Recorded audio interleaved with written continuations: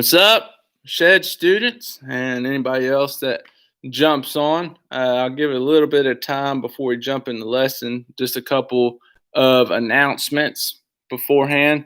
The leadership at the church here, we're going to be meeting right after Shed Live. We're meeting tonight at 6 to discuss this school semester with our children's department, with Vern Kids, and with the youth Shed. So we're going to be discussing what we're going over.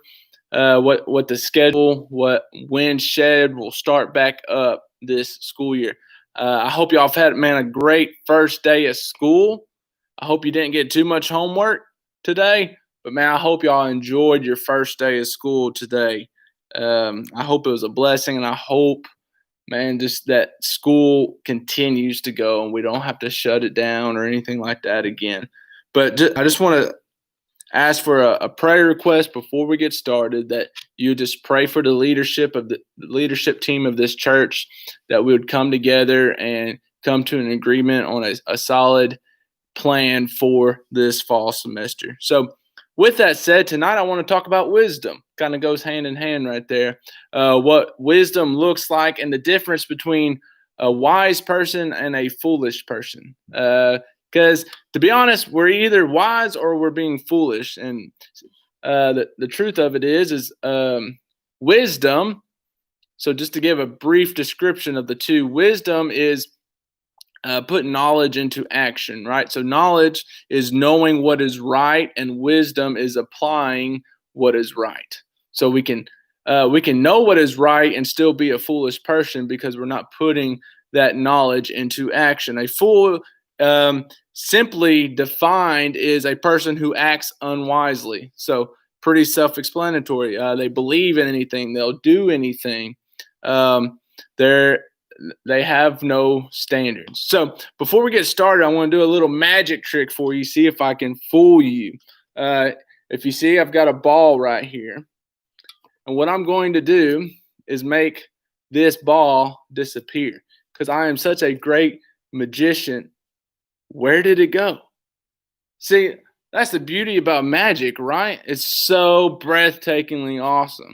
So I'm going to give you a little information real quick.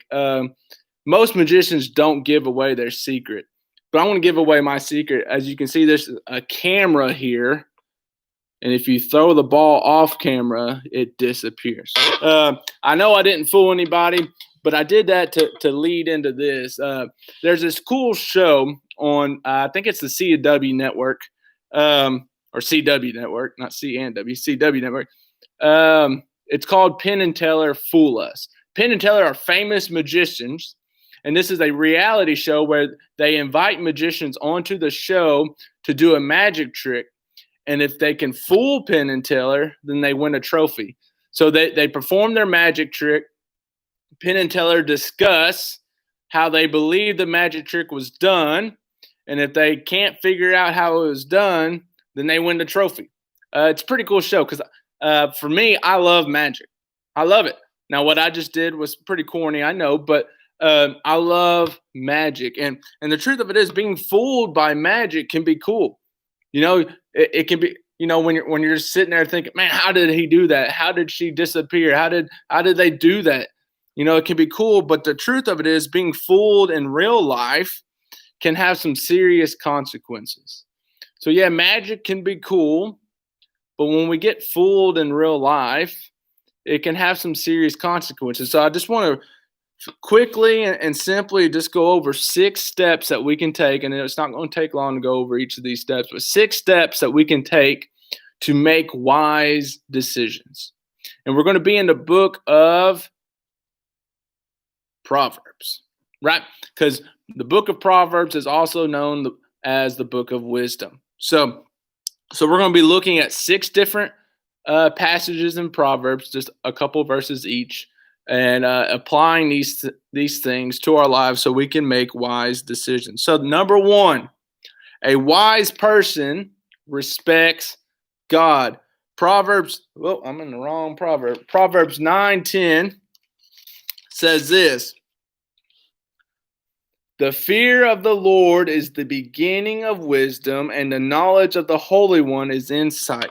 So right off the bat, we see that A wise person fears the Lord. This isn't fear as in I'm scared of God. Oh, God is going to do bad things in my life if I don't follow him. But if it's more of a reverent insight, a reverent respect for God. So respect for God is the foundation of wisdom. You know, we always talk about our salvation and having it built on a solid rock so we have a strong foundation. Well, for wisdom, the foundation of our wisdom is our fear, our respect for the Lord. If we don't have that fear, if we don't have that respect for God, we have no foundation to our wisdom. Make sense? Step 2, a wise person thinks twice. Now, this is where we start getting in the nitty-gritty of what it means to be a wise person. A wise person thinks twice. Proverbs chapter 13, verse 16. See what Solomon has to say. He says, that's the wrong one. Here we go. In everything, the prudent acts with knowledge, but a fool flaunts his folly. So, a wise person thinks twice. Some things may seem like a good idea at first, right? Like, you know what? I could probably jump off this cliff and land in the water pretty good. I could do a front flip. And what happens? You do a front flip, you over rotate, and then you do a belly flop. You realize that probably wasn't the best idea.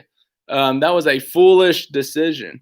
But see, it escalates very quickly to, yeah, I could probably go to that party, but I'm not going to drink because that's not who I am. And then you go to the party and you get suckered into peer pressure, and then you realize you made a foolish decision.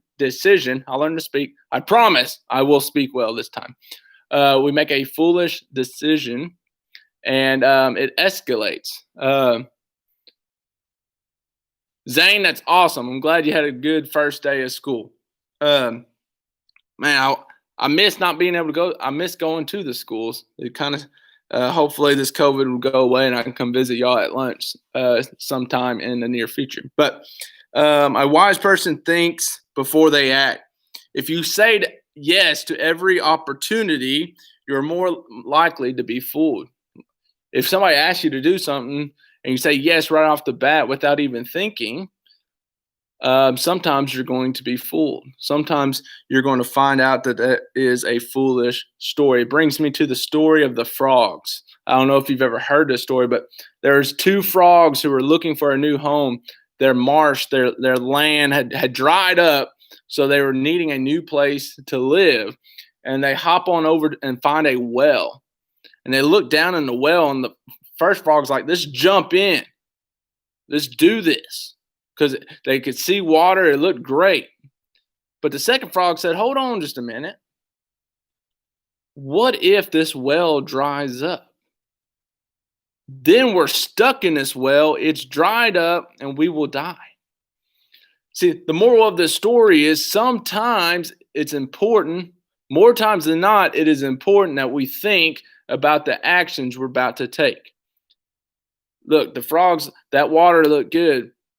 The second frog had some logic behind his thinking. If they would have jumped in and that well dried up, they would have been stuck there. They couldn't jump out, and they would have died. And a lot of times we're faced with decisions that seem awesome at the beginning. If we were to quickly jump into those decisions, it would seem like a deal of a lifetime. But if we don't take a step back and think about possible ways it could go wrong, scenarios of what happens after if it does go wrong, then we can find ourselves in a bad situation. So a wise person will always think twice before acting. Number 3, a wise person seeks advice. Proverbs 19:20. Proverbs 19:20 says this: listen to advice and accept instruction that you may gain wisdom in the future. Sometimes we don't like to seek advice because we don't like to admit that we need help. There's an aspect of humility when it comes to learning from others.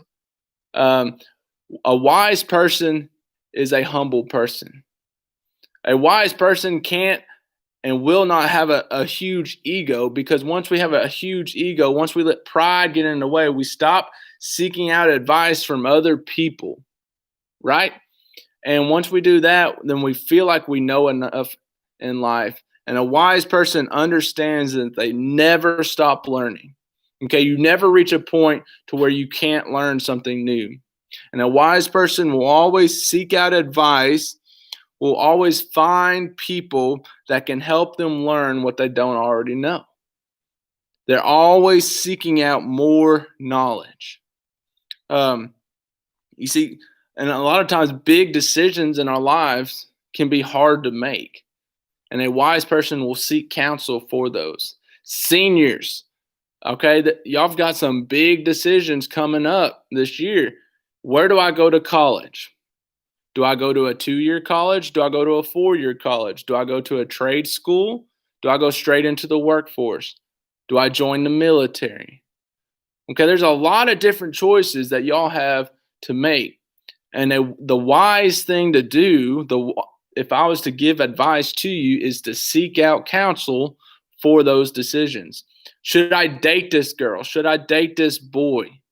Okay, it might seem like a great idea at first just to jump in, but if your friends are telling you, hey, I don't know if that's the best decision, it might be a good idea to listen to their advice. I'm not saying you have to take every advice you're ever given, because sometimes those advices are going to conflict with each other. But it's always important for us to listen to other people's advice and seek out counsel from other people. Okay, so step 4 to making wise decisions. A wise person has integrity. Proverbs 20 verse 7 says this: the righteous who walks in his integrity, blessed are his, so the righteous who walks in his integrity, blessed are his children after him. So what does it mean to have integrity? This verse sometimes uses the word godly, and we know that godly is a synonym for being wise, for walking in wisdom pleases God, and those who please God are said to be godly.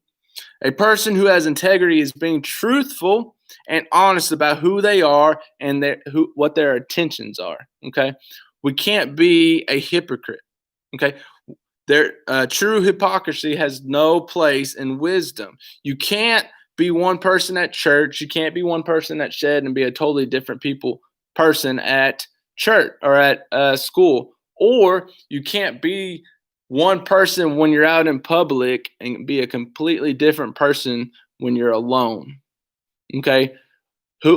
When you're alone and nobody is watching, the characteristics that you have in that moment shows who you really are. What kind of decisions do you make then? Do you give into temptations more when you are alone? What kind of temptations do you give into? Okay? Wisdom has no place for hypocrisy. If you say you're a follower of Christ, that means we follow Christ in all aspects of our lives, whether we're at church, school, or we're alone. A wise person will walk with integrity. Wisdom has no place for liars. A wise person will not lie. Okay, there's no reason for it.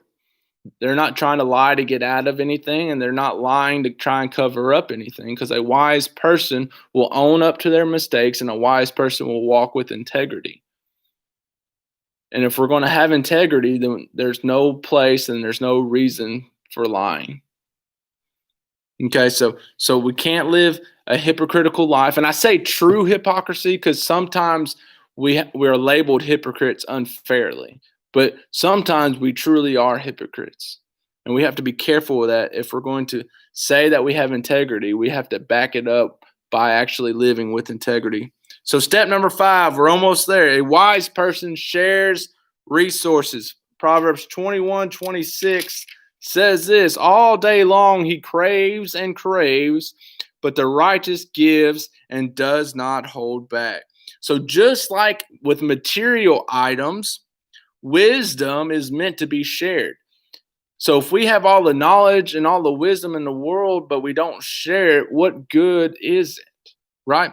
That's why some of the richest people in the world uh, are often some of the loneliest, because they spend their whole time, their whole life trying to succeed and reach a point of wealth, reach a point of having material things to be satisfied. And they never get it because they're not never truly satisfied, because they're always wanting more, more, more. So we can spend our whole life trying to obtain new things, but we will never truly be happy. We will always be searching for new things. And there's actually a study done by a research team at the University of Zurich, and what they claimed is that generosity makes people happier. So helping people, being generous with our material things or with wisdom, with our hearts, truly makes us happier. Why? Because that's what we're designed to do. God says, love me with all your heart and soul and mind, and love your neighbor as yourself. If we do those things, we're going to be a generous people. So of course it's going to make us happy, because that is part of the reason we were created, is to love other people and be generous to them. Helping others brings us joys. We'll always be willing, we need to always be willing to share our wisdom.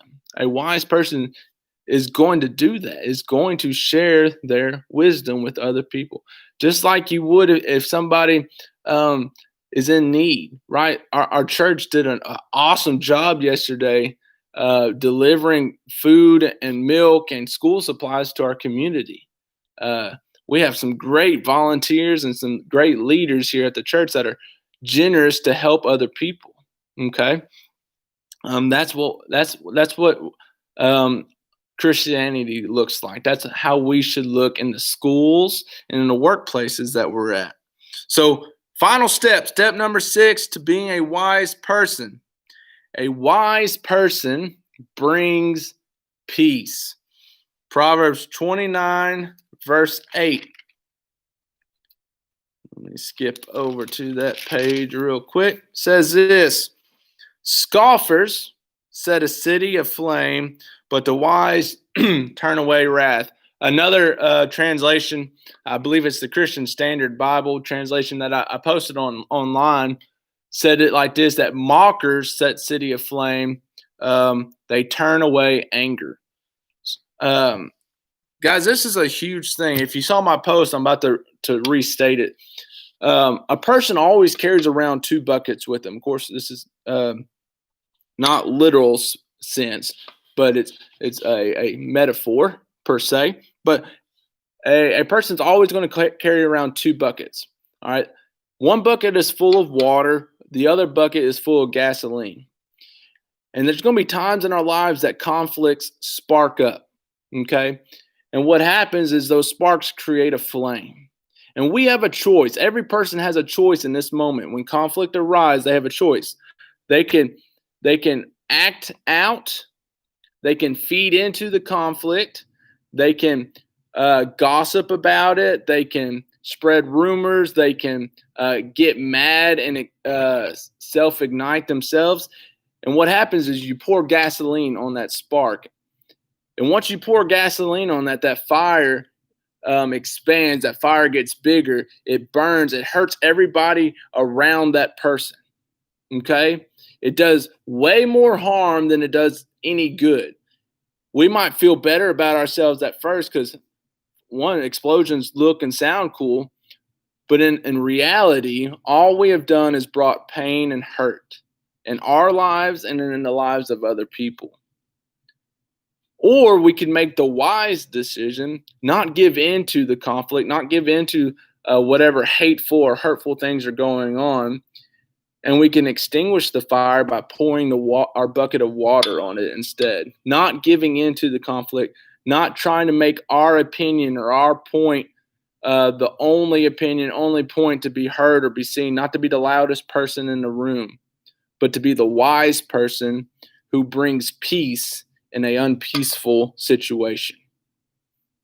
Okay, a wise person seeks out ways to bring peace. They're never going to look for a way to bring hurt or they're never going to look for a way to destroy other people. They're always going to look for a way to bring peace. So those are the 6 steps of how to be a wise person, how to make wise decisions. So just real quick, 1, a wise person respects God, but a foolish person does not care about God. Number 2, a wise person thinks twice, but a foolish person lives for the moment. Number 3, a wise person takes advice, but a foolish person thinks he knows it all. 4, a wise person has integrity, but a foolish person tells lies to get ahead. Number 5, a wise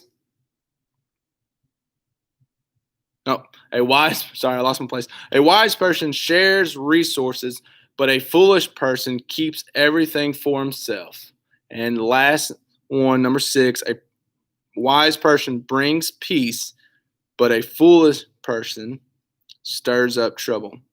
So guys, I hope you wrote those 6 things down. I hope you wrote down the different Bible verses we looked up. Ultimately, I just want y'all to be wise people. Don't give into foolishness. Don't be fooled by the world, but instead have a strong foundation and wisdom that's only found in God, so you can make wise choices this semester in this school year. So guys, I love you. If you got any questions, if you need any help with anything, reach out to me.